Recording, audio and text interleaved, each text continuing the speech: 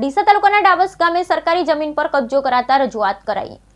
બનાસકાંઠા જિલ્લામાં છેલ્લા કેટલાક સમયથી સરકારી જમીનો પર ગેરકાયદેસર દબાણોનો રાફડો ફાટ્યો છે, જેમાં ખાસ કરી ગ્રામ્ય વિસ્તારોમાં ગૌચરની જમીન પર ગેરકાયદેસર દબાણોને લઈ સરકારી કચેરીમાં રોજબરોજ ફરિયાદ પહોંચી રહી છે।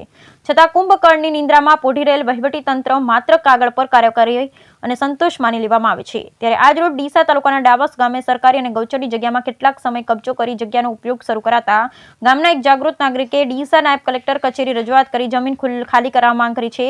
ડીસા તાલુકાના ડાબસ ગામે સરકારી જગ્યા જે ફોરેસ્ટ વિભાગની જગ્યા તેમજ માજીરાણા સમાજના ખેતરોની વચ્ચે આવેલ છે, તે જગ્યા પર ગામના જ કેટલાક લોકોએ કબજો કરી લીધો છે। તેઓએ આ જગ્યા પર ઝાડ કાપી લોડર તેમજ ટ્રેક્ટર અને પાવડા વડે લેવી કરી જગ્યાને ઉપયોગ શરૂ કરતા ગામના જાગૃત નાગરિક અરજીભાઈ ભૂતેડિયાએ આ બાબતે ડીસા નાયબ કલેક્ટર કચેરી રજૂઆત કરી છે। તેઓએ કરેલી લેખિત રજૂઆતમાં આ જગ્યા ખાલી કરવાની માંગ। બ્યુરો રિપોર્ટ ભરત ઠક્કર।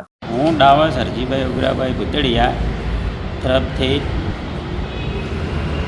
અમારી જગ્યાની બાજુમાં ગૌચર જમીનનું દબાણ કરેલું હોવાથી અમુક સમયે તેમાં લોડર દ્વારા પ્લોટ પાડી અને જમીન બચાવી પાડી છે।